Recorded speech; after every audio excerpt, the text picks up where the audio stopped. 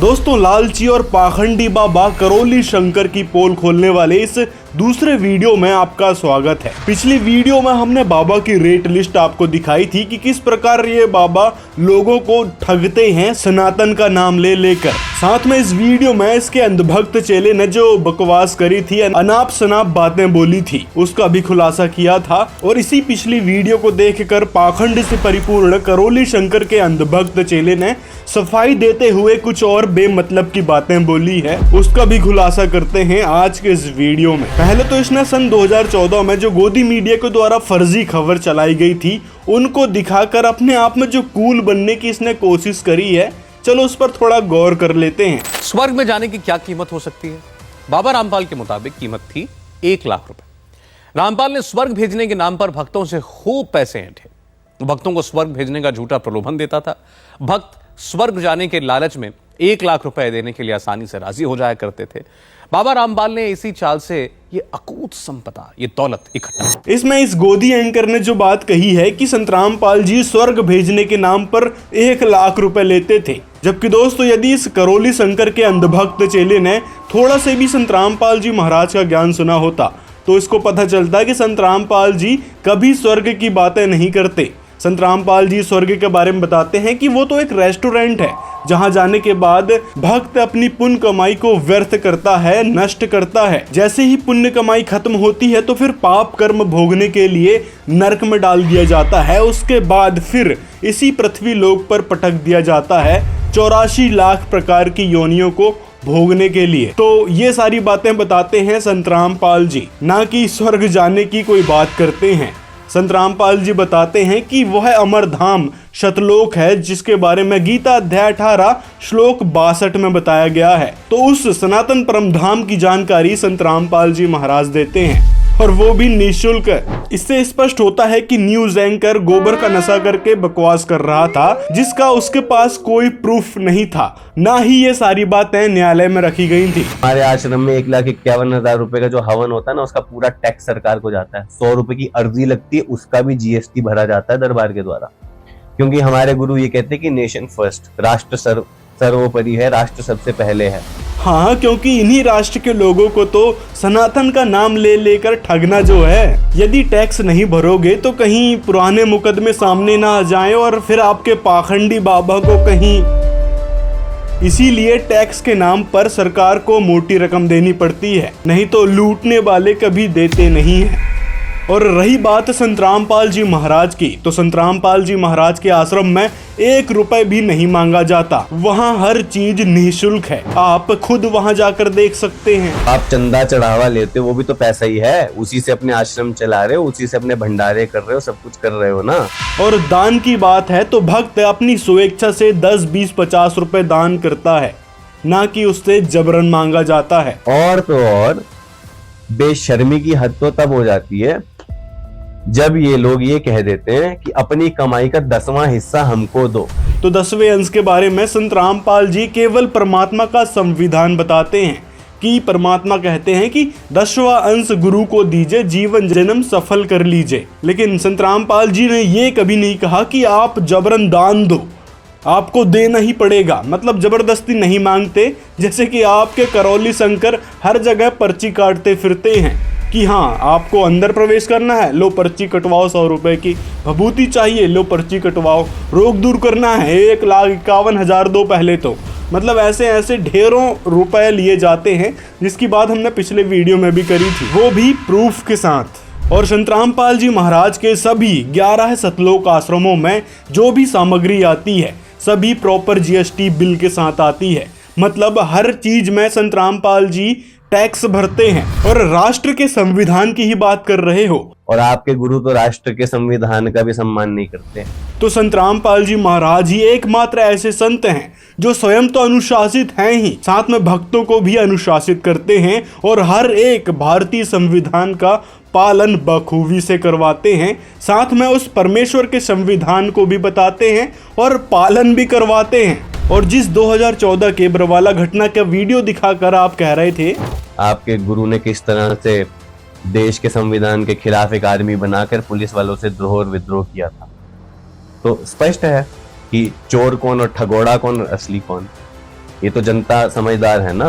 हाँ, तो इसकी सच्चाई जानने के लिए पहले तो आपको ये वीडियो देखना पड़ेगा जो सीसीटीवी फुटेज के साथ है।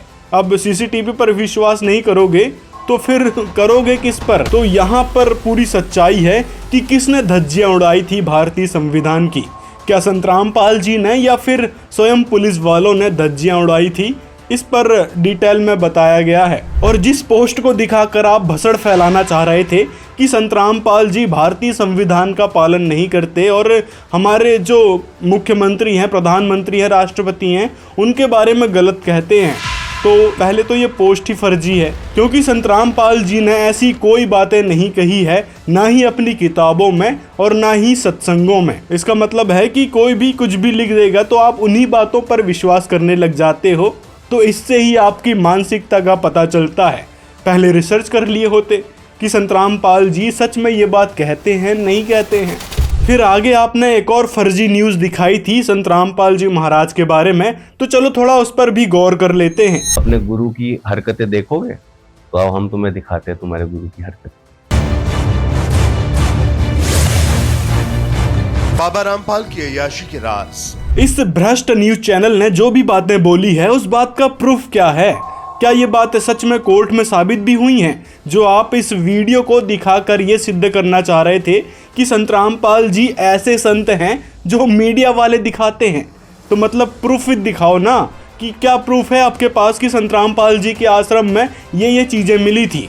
और रही बात दवाइयों की, शक्तिवर्धक दवाइयां मिली थी। तो दवाइयों वाले केस में संतराम पाल जी दिसंबर 2022 में बाइज्जत बरी हो चुके हैं। थोड़ा ये भी रिसर्च कर लिए होते अपनी अंधभक्ति को दरकिनार रखते हुए। और अगर इस वीडियो में थोड़ा सा और गौर करें तो इसमें कहीं भी ऐसी चीज नहीं दिखाई गई है जिससे स्पष्ट होता है कि आश्रम में ऐसा कुछ सामान भी मिला था। जो दवाई दिखाई गई हैं वो भी गूगल से डाउनलोड करके और संतराम पाल जी महाराज की फोटो के साथ अटैच करके दिखाया गया। जो बातें बोली जा रही है उसके एक भी फोटोज नहीं है। यदि बात सच होती तो वीडियो या फोटोज जरूर दिखाते ये मीडिया वाले, लेकिन बस घटिया वॉइस ओवर करके और चंद चीज़ों को दिखा दिया और आप भी उसी बात को मान बैठे कि हाँ ये बात सच थी। मतलब कुछ भी। और जिस अश्लील पुस्तकों की बात ये कर रहा है कि आश्रम में अश्लील पुस्तकें मिली और किताबें, तो कहाँ है भाई वो पुस्तक? दिखाओ जरा, वहाँ तो कोई पुस्तकें दिख नहीं रही है। तो दोस्तों कहने का मतलब है कि संतराम पाल जी को सन 2014 में बदनाम किया गया था इन झूठी, इन भ्रष्ट मीडिया के जरिए, और गलत सलत चीज़ों का वॉइस ओवर कर करके बता दिया गया कि संतराम पाल जी के आश्रम में ये है वो है, दंड फन दिखाया। एक भी प्रूफ नहीं और ना ही कोर्ट में कोई भी बात साबित हुई है। हर एक केस में संतराम पाल जी बाइज्जत बरी हो रहे हैं। चाहे बात सन 2006 में लगे करौथा केस की हो, चाहे बात हो बंधक बनाने की, चाहे बात हो प्रतिबंधित दवाइयों की, तो उन केसों में भी संतराम पाल जी बाइज्जत बरी हो चुके हैं। और मीडिया के द्वारा फैलाई गई इन बकवादों का उद्देश्य भी सिर्फ यही था, संतराम पाल जी को इतना बदनाम कर दिया जाए कि लोग उनसे नफरत करने लगें। लेकिन हुआ इसके विपरीत है। संतराम पाल जी से लोग नफरत करने की जगह उनकी तरफ अट्रैक्ट होने लगे और उनका ज्ञान समझ कर उनसे जुड़ने लगे। आज करोड़ों की संख्या में संतराम पाल जी के अनुयायी हैं, हर जगह हर गांव में मिल जाएंगे, जिससे स्पष्ट होती है कबीर जी की वाणी कि कबीर और ज्ञान सब ज्ञानड़ी, कबीर ज्ञान सो ज्ञान, जैसे गोला तो बुकाइब करता चले मैदान। तो संतराम पाल जी महाराज का वह आध्यात्मिक ज्ञान है जिसके जरिए समाज में एक शांति स्थापित हो रही है। और आपके गुरु जैसे पाखंडी बाबाओं की पोल भी लगातार संतराम पाल जी महाराज के ज्ञान से खुल रही है और ये मंद बुद्धि अपनी ही चला रहा है कि उनके कमरों से औरतों की सलवारें और पता नहीं क्या क्या चीजें निकल रही हैं। कहाँ बोला है उसने सलवार, या फिर कहाँ दिखा आपको वहाँ सलवार? मतलब अपने घर की कहानी को वीडियो में बताना ऐसी कैसी मजबूरी हो गई आपकी कि घर की सलवार वीडियो में याद आ रही है? अगर राहुल भाई आपकी मानसिक स्थिति आपके दरबार में चाटुकारिता करने से ठीक हो गई होती तो आप पहले तो रिसर्च करते और पहले जानकारी लेते संतराम पाल जी महाराज के बारे में कि आखिर संत रामपाल जी महाराज हैं कौन, उन पर क्या केस लगे हैं, किनमें वो बाइज्जत बरी हो चुके हैं और किस प्रकार भ्रष्ट मीडिया ने संत रामपाल जी महाराज पर एलिगेशंस लगाए थे। और रिसर्च करने के दौरान आपको ये भी पता चलता कि इस न्यूज चैनल ने जो भी बातें बोली है संत रामपाल जी महाराज को गलत साबित करने के लिए, उनको बदनाम करने के लिए, वो बातें कोर्ट ने ही खारिज कर दी, जिसके कारण संत रामपाल जी बाइज्जत बरी हो गए। तो जो आपने फैक्ट दिखाने की कोशिश करी थी अपने आप में कूल बनने के लिए, वो बातें आपकी गलत साबित हो गई और इससे आपके मानसिक रोगी होने की पुष्टि हो जाती है। और जिस घटना के कारण 5 लोगों हुई थी और जो केस लगाया गया था संत रामपाल जी महाराज पर बंधक बनाने वाला केस, तो उसमें भी संत रामपाल जी महाराज साल 2017 में बाइज्जत बरी हो चुके हैं। अब बताओ जरा, जब आपके पास फैक्ट चेक करने का ही कोई दिमाग नहीं है और उल्टा झूठे इल्जाम जो लगे थे उनको ही दिखाकर आप अपने आप में कूल बन रहे थे, तो फिर हुए ना आप मानसिक रोगी। तो इलाज की किसको जरूरत है? आपको, ना कि मेरे को। तो मैं चाहता हूँ कि आप दरबार आके प्रक्रिया करो, आप स्वस्थ हो, क्योंकि मैंने देखा है आप थोड़ा तुतला जाते हो बोलते हुए। और इस तरह के कुतर्क वही लोग देते हैं जिनके पास जवाब नहीं होता अपनी मनगढ़ंत बातों का या फिर अपने पाखंडी बाबा को पूर्ण गुरु सिद्ध करने का। क्योंकि जैसे आप समस्या को समस्या बोलते हो, भ्रमित को भ्रमित बोलते हो, और चाहे मैं भ्रमित को भ्रमित बोलूं या फिर सह को शय बोलूं, लेकिन मेरी फैक्टफुल बातों से आपकी सुलग तो रही है ना, बस इतना ही काफ़ी है। और जब आप मानसिक रोगी प्रूफ ही हो चुके हैं तो फिर आपके आरोग्य हवन की भी पोल खुल रही है कि जब बाबा के चाटुकार चेले पर ही आरोग्य हवन काम नहीं किया तो और लोगों पर क्या ही करेगा, जो पैसे भर भर के अपना दुख दूर करवाने के लिए, अपनी मानसिक स्थिति ठीक करवाने के लिए दरबार में आते हैं। अब ये मत कहने लग जाना कि जिस प्रकार संत रामपाल जी महाराज के बारे में मीडिया वालों ने झूठी खबर फैलाई थी, उसी प्रकार हमारे जो करौली शंकर गुरु हैं उनके बारे में भी मीडिया वालों ने झूठी खबरें फैलाई थी। क्योंकि आपके गुरु पर जो भी एलिगेशंस लगे थे वो एकदम सत्य और प्रमाणित हैं, जिसका जीता जागता उदाहरण वो कई सारे लोग हैं जिनको आपके गुरु ने ठगा था, जिनके पैसे भरने के बाद भी उनके रोग ठीक नहीं हुए, बल्कि समस्याएं उनको और ज्यादा घेरने लगी। बातचीत करता हूँ कि स्थिति ये है गुरुजी कि जितना भी संकल्प करो उसका जस्ट उल्टा होता जा रहा है। आप बोल रहे हैं संकल्प करो, उसका उल्टा होता जा रहा है। मेरा सवाल आपसे है कि मेरी सांस अटक रही है, मेरी सांस फूल रही है, मेरा दिमाग घूम रहा है, दिमाग फट जाएगा ऐसा लग रहा है, मेरा पेट जहाँ से शुरू होता है स्टमक वो फट जाएगा, ब्लास्ट हो जाएगा, छाती में अल्सर हो गया था बीच में, नींद नहीं लग रही है, और जो समस्या मैं लेकर आया था वो तो छोड़िए, उसके साथ 10 समस्याएं 20 समस्याएं ऐड ऑन हो गई। मैंने पापा मम्मी को नहीं बताया था कि मैं हवन के लिए पैसा जो है झूठ बोल के उनसे ले रहा हूँ। सोचिए एक व्यक्ति किसी भी तरीके से पैसा अरेंज करता है पूरी फोकस पॉजिटिविटी के साथ कि मैं अपने परिवार का उद्धार कर दूंगा, इस राह में चलने लगता है और उसके साथ उल्टा होने लगे और उस रास्ते से वो वापस भी ना आ पाए वापस। सोचिए कितनी विकट परिस्थिति, और उसके साथ उल्टा सीधा होने लगे उस व्यक्ति के साथ। तो ये सारा कुछ मेरे साथ हो रहा है, ये मैं अपनी कहानी बता रहा हूँ। अगर हम 1,51,000 रुपए ले रहे हैं तो ठोक कर कहते कि ले रहे हैं, दिक्कत क्या है उसमें?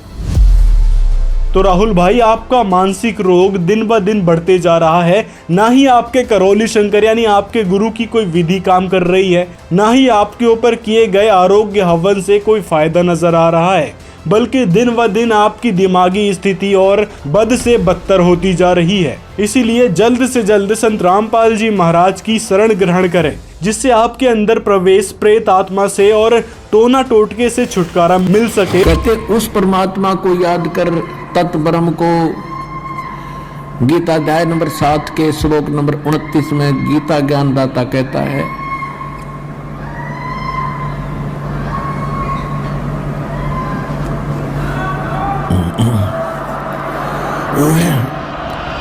और हाँ, डरने वाली बात नहीं है। संत रामपाल जी के आश्रम में 1 रुपए भी नहीं लिया जाता, ना ही कष्ट को दूर करवाने के नाम पर, ना ही दीक्षा देने के नाम पर, ना ही भंडारे के नाम पर, और ना ही कोई एंट्री फीस ली जाती है। मतलब निःशुल्क सारी समस्याओं का समाधान होता है। इसीलिए आप बेझिझक संत रामपाल जी की शरण में आ सकते हैं और उनसे नाम दीक्षा लेकर अपनी जो दिमाग की स्थिति है उसको ठीक करवा सकते हैं। जैसे कई सारे ऐसे भक्त हैं जिनको कई सारी समस्याएं थी, लेकिन वो संत रामपाल जी की शरण में आए और उनकी सारी समस्याएं एकदम ठीक हो गईं नाम दीक्षा लेने के जस्ट बाद ही, और उसका उनको 1 रुपए भी नहीं देना पड़ा। तो ये होते हैं असली पूर्ण संत, जिनकी शब्द में शक्ति होती है, जिनके वचनों में शक्ति होती है। ढेरों इंटरव्यूज मिल जाएंगे ऐसे ऐसे भक्तों के जिनको संत रामपाल जी महाराज ने लाभ दिए हैं, वो भी निःशुल्क है। सदगुरु रामपाल जी महाराज के सत्संग में गया हुआ था, तो वहाँ एक बहन थी, उसने वो प्रेत बाधा से पहले बंदी थी, तो उसने बंदी छोड़ सदगुरु रामपाल जी महाराज को प्रणाम किया, तो प्रणाम करने से उसकी प्रेत बाधा दूर हो गई। तो मैं वहाँ पर सत्संग शुरू था, तो मुझे उसको देखकर दृढ़ विश्वास हो गया कि मेरी बहन की भी प्रेत बाधा दूर हो सकती है। तो मैंने उस दिन बंदी छोड़ सदगुरु रामपाल जी महाराज से नाम उपदेश लिया। हमने सत्संग देखा, परमात्मा का ज्ञान समझा। पापा जाना तो पापा हरिद्वार जा रहे थे, लेकिन अचानक पापा का दिमाग बदला। पापा ने कहा हरिद्वार नहीं, हरियाणा जाके आता हूँ। पापा हरियाणा गए, बरवाला सदगुरु रामपाल जी महाराज जी की शरण में गए। पापा ने वहाँ से नाम दीक्षा ली, और पापा ने वहाँ ये सोच के नहीं गए थे कि मेरे बच्चे सही हो जाएंगे, यहाँ से कुछ लाभ होता होगा। पापा बस ये सोच के गए थे कि यहाँ तो आध्यात्मिक ज्ञान मिलता है, मैं ज्ञान प्राप्त करता हूँ। ज्ञान प्राप्त किया, और उसी दिन से आज तक, आज 5 दिसंबर 2016 हो चुका है, आज तक हमको प्रॉब्लम आज तक दोबारा कभी भी नहीं हुई है। मेरे घर में कभी एक दवाई की गोली तक नहीं आई है किसी के लिए भी। ज्ञान गंगा में जो सृष्टि रचना लिखी हुई है, सृष्टि रचना को पढ़ते ही हमारी आत्मा गदगद हो गई। धन्यवाद किया, कोटि कोटि दंडवत प्रणाम किया कि ऐसे संत इस धरती पर आए हुए हैं और हम भूले पड़े हैं, हमको आज तक इनकी खबर नहीं, भनक नहीं लगी। आहा, हमारी आंखों से आंसू निकल गए। उसी समय हम दोनों भाइयों ने रात भर खूब विचार किया, फिर हमारे छोटे भाई कैलाश भाई को बुलाया, उनको बताया, उनने भी सृष्टि रचना पढ़ी, उनको भी समझाया, उनकी भी समझ में आ गया। हमने गीता जी उठाई, हमारे सिंगाजी महाराज के भजन लिए, उनसे मिलान किया, सब ज्ञान पूरा पूरा पूरा पूरा एक जैसा मिलता गया। संत रामपाल जी महाराज जी के ज्ञान से हम तो धन्य हो गए। संत सिंगाजी महाराज की वाणी में हम बोलते थे, वाह घर की मोहे कोई न बतावे, जा घर से जीव आया हो, ब्रह्मा विष्णु महेश नहीं थे, नहीं थी मूल और माया हो, रज और वीर्य दो ही नहीं थे, फिर जीव कहाँ से आया हो। ऐसे ऐसे हम भजन गाते थे, भक्तों को समझाते थे, पर वो हमारे मन में अशांति थी। कंसेप्ट था कि ये सिंगाजी बाबा बोलना क्या चाहते हैं। जीव को बता रहे हैं कि ब्रह्मा विष्णु महेश नहीं था, और ये बता रहे हैं कि जो घर से जीव आया, वो कौन सा ऐसा घर है, कहीं के घर में रहता था क्या जीव, और वहाँ से आया है क्या ये, तो इसका घर कहाँ होगा। और ब्रह्मा विष्णु महेश नहीं थे, नहीं थी मूल माया, रज और वीर दो ही नहीं थे, फिर जीव, तो ये जीव तो इनसे पहले का हो गया, सिंगाजी महाराज बता रहे हैं। तो हमको ऐसा लगता था, पर जिस समय हमने संत रामपाल जी महाराज, परम संत रामपाल जी महाराज जी, जिनकी ज्ञान गंगा, जिसके प्रश्न नंबर 20 पर सृष्टि रचना पढ़ी, तो हमारे सारे कंसेप्ट क्लियर हो गए, सब पूरा पूरा हमको समझ में आया कि ये बात है ये। फिर बरवाला, सतलोक आश्रम बरवाला, जिला हिसार, हरियाणा में जाकर के हमने परम गुरु संत रामपाल जी महाराज जी से नामदान लिया। 5 साल तक जब मैं साधना करता रहा, तो एक सिद्धि सी प्राप्त हो गई मेरे अंदर। इतना मैं देख लेता था कि जब कोई मेरी गुफा की तरफ आता था, तो मैं उसको देख लाता था 1 किलोमीटर 2 किलोमीटर दूर से कि कोई मेरी तरफ आ रहा है। संत रामपाल जी महाराज अपनी वहाँ से बाहर निकले भक्तों को दर्शन देने के लिए, तो जैसे ही मैं सामने ही खड़ा था, जैसे मेरे उनके ऊपर जो दृष्टि पड़ी ना, तो एकदम ऐसा हो गया कि मतलब मेरे अंदर से कोई भूत निकल गया हो, तो एकदम ठंडक आ गई। वो परमात्मा संत रामपाल जी महाराज चले गए अपने भक्तों को हाथ रखते रखते आशीर्वाद देते देते। जब मेरी बारी आई तो मेरे पे आशीर्वाद नहीं दिया, मेरे सर पर उन्हें हाथ नहीं रखा, और ऐसे निकल के चले गए। तो फिर एकदम मैं रोने लग गया। मैंने कहा, हे भगवान, आप जंगल में गए थे मेरे को लेने के लिए, आप मेरे को जंगल में से बुला करके जहाँ ले आए, और जहाँ आपने मेरी बात भी नहीं सुनी, तो इतनी दूर से जब वो संत रामपाल जी महाराज लौट के आए, और लौट के आए मेरे से कहा कि मैंने क्या नहीं सुनी बेटा तेरी, सब कुछ तो सुन ली। तो फिर मेरे को लगा कि भाई यहाँ जो पक्का काम है। तो उन्होंने कहा, तुमने नाम दीक्षा ले ली? मैंने कहा नाम दीक्षा ले ली। बोले बेटा भक्ति करो। मुझे हुलिया क्या बना रखा, मेरे बड़े बड़े बाल थे, बड़े बड़े जटा थे। तो मैंने कहा ठीक है, तो अब मैं भक्ति कर रहा हूँ। और उन्होंने कह दिया था कि अब तुमको कोई भूत व्याधा नहीं सतावेगी। तो पहले बहुत से आते थे जिन भूत बेताल वगैरह, अब कोई नहीं आता, और बढ़िया भक्ति हो रही है और बढ़िया साधना में लगे हुए हैं। और जबकि पहले मैं मरने के लिए जा रहा था, पहला लाभ तो यही है कि जब मेरा बिल्कुल ऐसे लकड़ी जैसे शरीर हो गया, व्रत करते करते, उपवास करते करते, तो एकदम ऐसा नया जीवन मिला जो भक्ति साधना करने से। आज देखो मेरी बॉडी कैसी है, बिल्कुल जे लग रहा है मैं तो अभी घर से निकल के आ रहा हूँ। जब मैंने दीक्षा नहीं ली थी जब, तो पहले अगर आज भी मेरे को लोग देखते हैं तो वो पहचान नहीं पाते हैं कि आप वही हैं क्या। तो ऐसा हो गया था मैं, बिल्कुल मेरी अंदर की लीवर खराब हो गया था, क्योंकि 5 साल मैंने खाना नहीं खाया, तो वो सुकड़ के इतना नेक हो गया था। तो उसमें आधी रोटी, 1 रोटी जाती थी केवल बस। तो अगर ज़्यादा खाता था तो बीमार हो जाता था, और कम रोटी खपती थी, इससे बिल्कुल शरीर कमज़ोर होता जा रहा था। तो पहली बात तो यह है कि जब परमात्मा संत रामपाल जी महाराज से मैंने दीक्षा ली, तो जो मैंने मंत्रों के जाप किए, जो क्रिया उन्हें बताई थी, जो मैंने करना चालू की, तो आज मेरा वो लीवर भी सही है, और मेरी पूरी बॉडी बिल्कुल ऐसे लगती है कि जी पता नहीं कौन है। और अगर आज वो देखें तो मेरे कोई पहचान नहीं पाएगा कि जी वही है कि दूसरे हैं। तो संत रामपाल जी महाराज ने मेरे को नया जीवन दान दिया है। मेरे पास जो कई प्रकार की सिद्धियाँ थी, इससे पहले मैंने एक किताब लिखी है, देह सिद्धि, स्वर्ण सिद्धि और रस सिद्धि नाम की किताब लिखी है मैंने। हम लोग पूजा किस चीज़ की कर रहे हैं और क्या चीज़ की पूजा करना चाहिए, इस प्रकार का ज्ञान संत रामपाल जी महाराज की किताब पढ़ने से मिला और मैं इसके माध्यम से अमर बनने की ख्वाहिश लेके बैठा था जी। जैसे ही मैंने संत रामपाल जी महाराज जी से दीक्षा ली तो मुझे अपने आप में समझ में आया कि मेरे शरीर में कोई परिवर्तन हो रहा है और इस प्रकार का परिवर्तन हुआ तो धीरे धीरे ये सब चीज़, मैं पहले मलाई खाता नहीं था और चावल नहीं खाता था और दूध भी पीने से मुझे डर लगता था।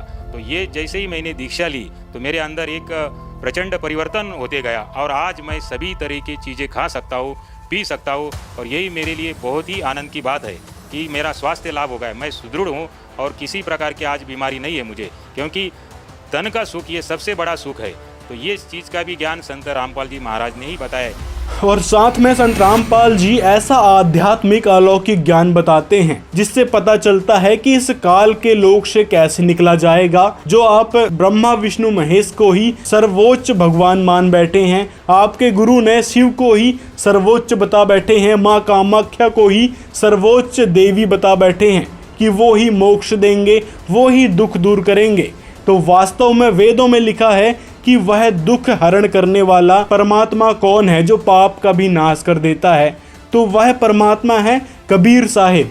देखिए क्या लिखा है पवित्र वेद में दुख हरता के बारे में। यह यजुर्वेद महर्षि दयानंद जी द्वारा, इसके अध्याय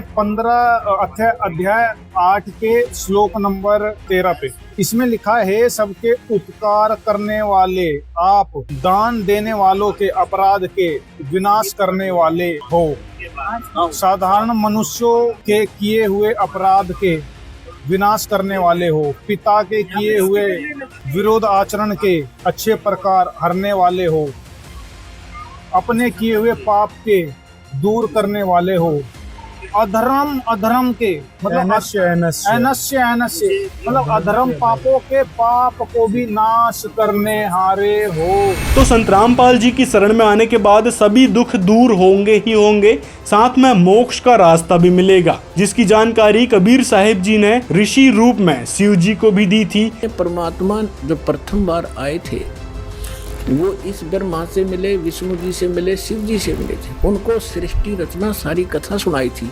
इन्होंने एक बार तो स्वीकार किया था, फिर काल प्रेरणा से मालिक के ज्ञान को रिजेक्ट कर दिया था। अब वो सुना हुआ ज्ञान यहाँ कुछ अटकलबाजी कर रहा है। ये परमात्मा ने तो ये बता रखा है कि इस काल ने दुर्गा को खा लिया था, बुरी नीयत वो उसके पेट में चली गई थी, फिर वो परमेश्वर ने आकर निकाली थी, तब ये दोनों पति पत्नी रूप में रहने लगे थे। साथ में कबीर जी को शिव जी ने गुरु भी बनाया था। उसके बाद से ही शिव जी उस सोहम मंत्र का जाप करते हैं। तो संत रामपाल जी महाराज की शरण में आने के बाद वह मोक्ष मंत्र मिलेगा, जिसकी जानकारी आपके गुरु को तो है ही नहीं कहीं से कहीं तक। और जो भी आपने जानकारी बताई है प्रथम मंत्र, सतनाम और आदि नाम की, वो सारी गलत है। जैसे कि आपने कहा था ना कि शिव जी ही काम वासना से मुक्त कर सकते हैं। हमारे दरबार में जो भी आता है उनके मन में काम वासना आती ही नहीं।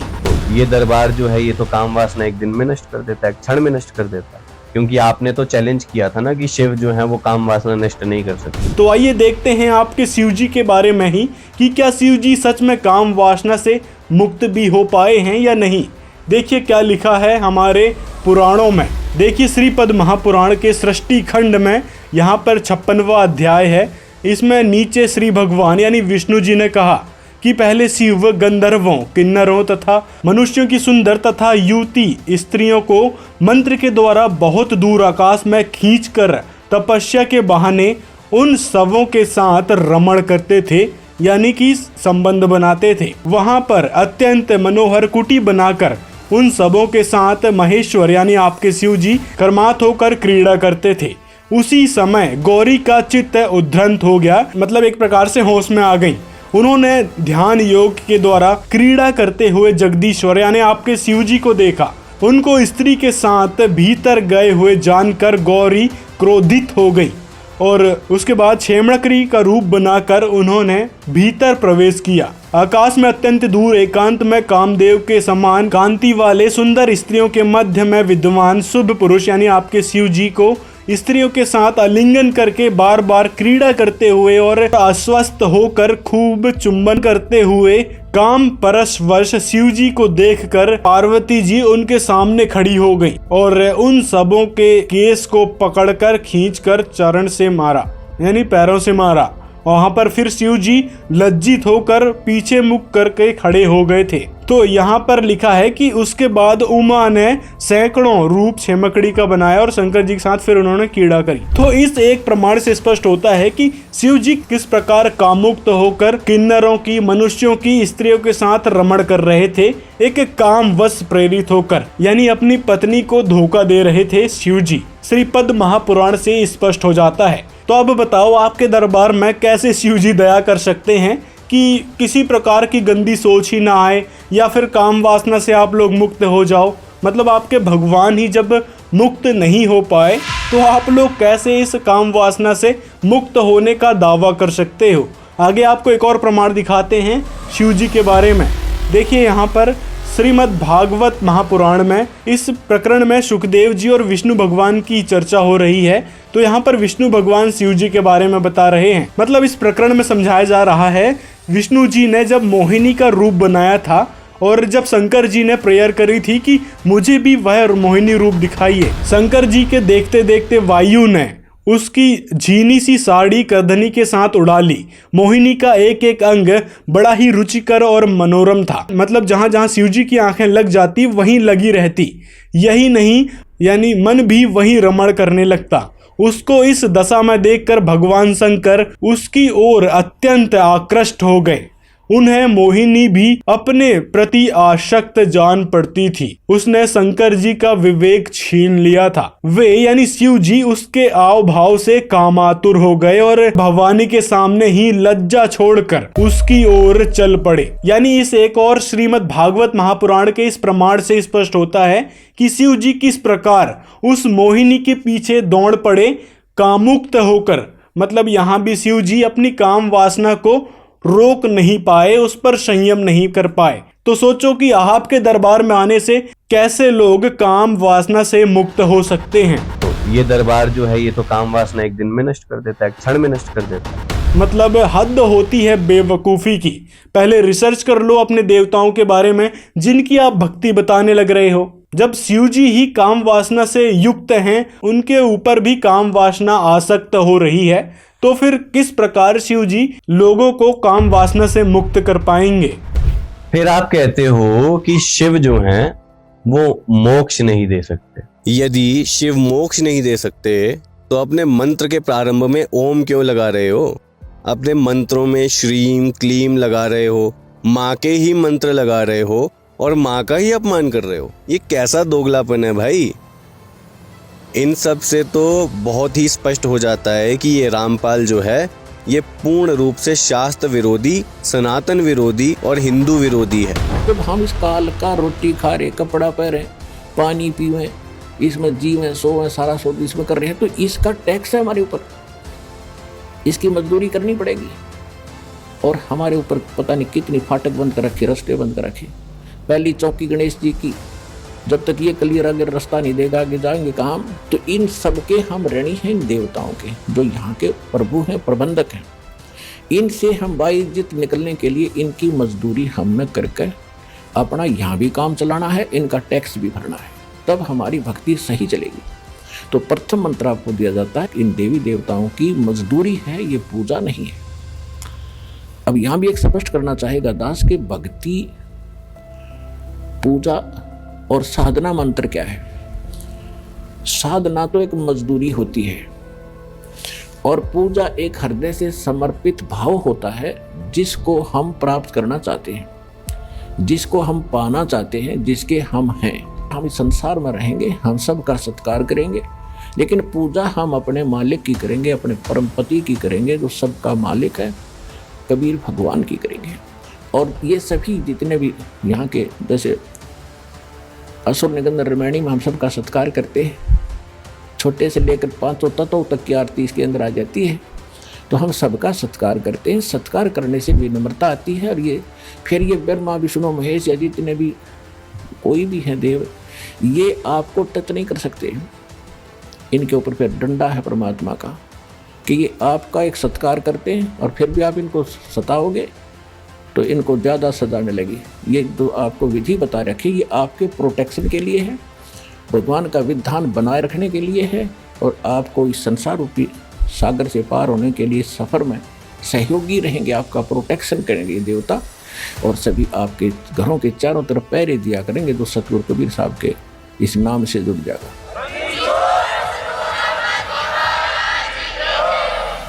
और रही बात है उस सभा में जो लोग हाथ नहीं खड़ा कर पाए थे उन लोगों की, प्रमाण के रूप में शंकराचार्य जी की धर्म संसद देख लो। जब गुरुदेव धर्म संसद में महाकुंभ में गए थे और शंकराचार्य जी के साथ साथ अन्य सभी बैठे लोगों को वहां ओपन चैलेंज दिया और कहा कि एक गंदा कामुक विचार किसी के मन में आ रहा हो तो हाथ खड़ा करे और आप सबको शिव की सौगंध है। तो जरा तुम ये बताओ कि क्या आप वहां पे बैठे होते तो क्या आप हाथ खड़ा कर लेते यदि आपके मन में भी ऐसे कोई विचार आ रहे होते? नहीं करते, क्योंकि लज्जा नाम की भी एक चीज होती है जो हर किसी के अंदर है और शायद आपके भी अंदर होगी या फिर जो लोग वहां बैठे थे उनके अंदर भी थी कि मैं कैसे हाथ खड़ा कर दूंगा, कहीं लोग मेरे बारे में उल्टा सीधा ना सोचने लगें जो आसपास लोग बैठे हैं कि भाई ये तो काम वासना से ग्रसित है और इसके अंदर काम वासना की मतलब गलत भाव आते रहते हैं। एक हे दृष्टि से लोग उसको देखते, इस कारण भी लोगों ने हाथ खड़ा नहीं किया था। ये बात खुद ही दिमाग लगा सकते हैं, मतलब एक कॉमन सेंस की बात होती है। और अगर इतनी सी ही कॉमन सेंस आपके पास नहीं है तो फिर धिक्कार है आपकी चाटुकारिता की डिग्री पर जो करौली शंकर के दरबार से आपने ली है। फिर उसके बाद आप जो नाम देते हैं वो क्या नाम है? सत सुकृत अविगत कबीर। कौन से शास्त्र में ये नाम लिखा है बताएंगे मुझे? कहाँ लिखा है? फिर आप जो मंत्र जाप देते हैं ओम ओम ओम, क्लीम क्लीम क्लीम, हरियम हरियम हरियम, श्रीयम श्रीयम श्रीयम, सोहम सोहम सोहम, कहाँ लिखे हैं ये मंत्र? कौन से शास्त्र में है? ये कौन सी शास्त्र भक्ति आप करवा रहे हैं? प्रथम मंत्र दिखाते हैं कि प्रथम मंत्र क्या है। ये देखिएगा, ये हमारा बॉडी का चित्र है, इसमें ये कमल बने हुए हैं। ये मूल कमल में गणेश जी और इसका ये किलियम जाप है और इससे ऊपर स्वाद चक्र अनुष्ठान, ये स्वादिष्ठान चक्र भी कहते हैं। इसकी 6 पंखुड़ियाँ दूसरे कमल की और सावित्री ब्रह्मा इसका ओम जाप है। यहाँ लक्ष्मी और विष्णु का जाप है, ये नाभि कमल है और इसका ये हरियम जाप है। ये शिव और पार्वती रहते हैं। यहाँ परमात्मा ने इनको मंत्र दिया था, ये मंत्र है। तो उसके बाद ये उनके शिष्य बने थे, उसके बाद शंकर भगवान इसी का जाप करते, इसलिए सोहम जाप यहाँ इसका कहा गया। अब यहाँ देखिएगा, ये दुर्गा है, इसका ये 16 पंखुड़ियों का कमल है, कंठ के अंदर है और ये इनका जाप है। और यहाँ और आगे अलग ये तो फिर केवल मालिक ने संदेश दिए हैं। अब ये हैं इस शरीर से, इस पिंड से यहाँ तक बरी होने के लिए हमने ये मूल मंत्र जाप करने हैं। कैसे करने हैं ये नहीं खोलूंगा, वो तो जो उपदेश लेगा उसी को बताऊंगा। प्रथम चरण में संत रामपाल जी महाराज जो नाम दीक्षा अपने शिष्यों को देते हैं, क्या वो प्रमाणित हैं? अब आपको दिखाते हैं गरीबदास जी महाराज द्वारा रचित अमर सदग्रंथ से प्रमाण। देखिए ब्रह्मवेदी अंग। अब देखिए मुक्ति मुद्रा अंग से ये प्रमाण। अब देखिए ब्रह्मकला अंग से प्रमाण। फिर ये आगे का मंत्र क्या देते हैं? ओम सोहम, ये इनका सतनाम है। और कबीर साहब क्या कहते हैं? सत्य नाम कोई नाम नहीं, ये है आत्म रूप। कि सत्य नाम कोई नाम नहीं है जपने वाला, ये आत्म स्वरूप है। जिसने आत्म स्वरूप को जान लिया उसने सत्य नाम को जान लिया। और कबीर साहब ने तो सोहम के ऊपर भी काफी व्याख्या की है, उस पर भी एक अलग वीडियो बनाएंगे, काफी लंबा विषय है। अब देखते हैं संत रामपाल जी महाराज जो द्वितीय मंत्र यानी सतनाम दीक्षा में देते हैं, क्या वो उन्हें शास्त्रों से प्रमाणित कर पाएंगे? देखते हैं। सतनाम इस दास के पास है, 2 अक्षर का है, जो आदमी धर्मदास साहिब जी को कबीर परमात्मा ने सीधा दिया था, जिसमें एक ओम है, जैसा कि आपको कबीर सागर में और कबीरपंथी शब्दावली में प्रकट दिखाएंगे। अभी उसमें स्पष्ट लिखा हुआ कि ये मंत्र धर्मदास जी को दिया गया था। इनके पास वो मंत्र ही नहीं, सतनाम ही नहीं है, तो इनके पास पाप नाश कैसे होंगे? ये तो दुनिया को डुबो रहे हैं। धर्मदास जी को कौन सा नाम मिला? ये देखिएगा, कबीर सागर, खेमरा श्री कृष्ण दास प्रकाशन, मुंबई। ये है कबीर सागर, संपूर्ण 11 भाग। अब आगे देखो, अब 62 के ऊपर क्या बताया है ज्ञान प्रकाश 62 पृष्ठ पे है। यहाँ देखो 62 पृष्ठ पे क्या बताया है, सतगुरु कबीर साहब बताते हैं, धर्मदास ने पूछा कि कौन जग जीते कौन जग हारे, और कहो कौन विद काज समारे। अब परमात्मा ने उसको नाम दिया, वो नाम बताते कौन सा दिया धर्मदास जी को, वो सतनाम क्या है। इंद्री जीते साधुन सो हारे, कहे कबीर सतगुरु निस्तारे। जो इस तरह जाप कर लेगा उसको सतगुरु पार करेगा। सतगुरु सो सतनाम लखावे, वो सतगुरु है जो सतनाम बतावेगा समझावेगा। और सतपुर ले हंस पहुंचावे, सतपुर सतलोक में। अब ये आ गया वो सतनाम 2 अक्षर का, ओ हम सो हम जानो वीरू, और धर्मदास सो कहे कबीरू। अब यहाँ परमात्मा ने इसको थोड़ा सा गुप्त कर दिया, ओम को ओ हम लिख दिया, इनका समझ ना आई बात। सोहम ओम जानो वीरू, धर्मदास सो कहो कबीरू। अब सतनाम सुमरण करे और सतगुरु पद निज ध्यान, आत्म पूजा जीव दया, लह सो मुक्ति अमान। अब इससे एक तो ये सिद्ध हो गया कि परमात्मा के नाम से जीव की मुक्ति होगी उस सतनाम तय। और सार नाम अलग है, आदि नाम भी कहते हैं उसको।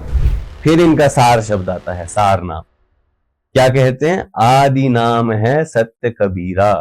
अब भाई साहब सत्य भी लिखने में आता है, कबीरा भी लिखने में आता है। और कबीर साहब कह रहे हैं 52 अक्षर लोक तरह सब किछ नमाही, ए अक्षर खिण जाएंगे वो अक्षर इनमें नाही। कि 52 अक्षरों में तो ये अक्षर आते ही नहीं है, तो सत्य भी 52 अक्षरों में है, कबीर भी 52 अक्षरों में है। यहाँ पे तुम कंफ्यूजन क्रिएट करते हो ना। अब सार नाम जिह्वा से न्यारा है और तुम लोग कह देते हो कि श्वासों से जपा जाता है। श्वासों से तो तुम लोग सतनाम जपते हो, मैं सार नाम की बात कर रहा हूं।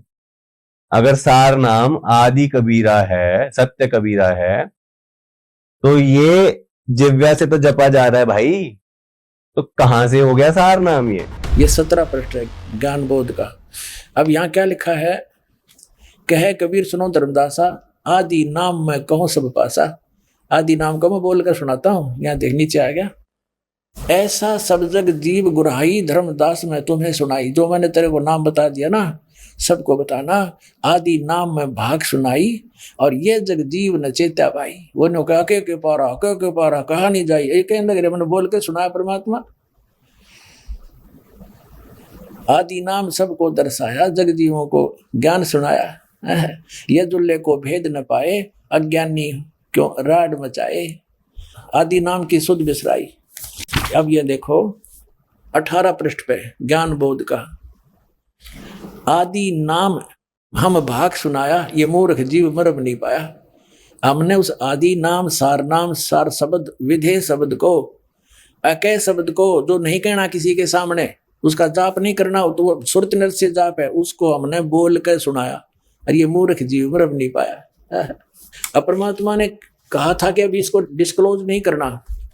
अब कबीर साहब ने कहा था धर्मदास मेरी लाख दुआई, और ये मूल ज्ञान की दरबार न जाई। अब परमात्मा ने धर्मदास जी को जब ये नाम बता दिया, सार नाम भी बता दिया, मूल ज्ञान बता दिया, सतनाम बता दिया, फिर कहा था कि धर्मदास अभी ये मूल ज्ञान किसी को बताना नहीं। इस मूल ज्ञान को और सार नाम को गुप्त रखना। धर्मदास मेरी लाख दुहाई, ये देखिएगा जीव धर्म बोध, बोध सागर का ही है ये 1937 पर सत कबीर वचन। धर्मदास तो ये लाख दुहाई, और सार शब्द बार नहीं जाई। सार शब्द बार जो पर ही बिचड़ी पेड़ी हंसनी तेरही, युगन युगन तुम सेवा कीना, ता पीछे हम यहाँ पर दीनी, कोटिन जन्म भक्ति जब कीना, सार शब्द तब ही पहचीना। जब तुझे सार शब्द बताया मैंने, अंकुरी जीव होए जो कोई, सार शब्द अधिकारी सोई, सत कबीर प्रमाण बखाना, ऐसो कठिन पद निर्वाणा। अपना आत्मा समझदार व्यक्ति को संकेत बहुत होता है। सार शब्द पाया जब लोई, आवागवन बहुर ना होई, गरीब सतगुरु सो हम नाम दे, गुज बीरज बिस्तार, बिन सो हम सीजे नहीं, मूल मंत्र निजसार, गरीब सो हम ऊपर और है, सत सुकृत एक नाम, सब हंसों का वंश है, सुन्न बस्ती नहीं गांव। जैसा कि आप सब देख सकते हैं, संत गरीबदास जी महाराज जी ने अपनी वाणी में बिल्कुल साफ साफ लिखा है कि ओम सोहम मंत्र जपिए, यानी ओम सोहम मंत्र का जाप कीजिए, जो आपको पूर्ण गुरु से प्राप्त करना होता है। गरीबदास जी ने ओम सोहम मंत्र की इतनी महिमा बताई है कि इन मंत्रों के बराबर 14 लोक भी नहीं है। तो दोस्तों इस वीडियो में बस इतना ही। अगले वीडियो में और पर्दाफाश करेंगे इस करोली शंकर के चेले का और साथ में करोली शंकर उर्फ संतोष सिंह भदौरिया का, कि किस प्रकार वो पाखंड भरी बातें करते हैं और हमारे पवित्र शास्त्रों में आखिर लिखा क्या है। तो मिलते हैं अगले वीडियो में। इस वीडियो को ज़्यादा से ज़्यादा लोगों तक शेयर करें और अपनी राय कमेंट में भी ज़रूर बता दें।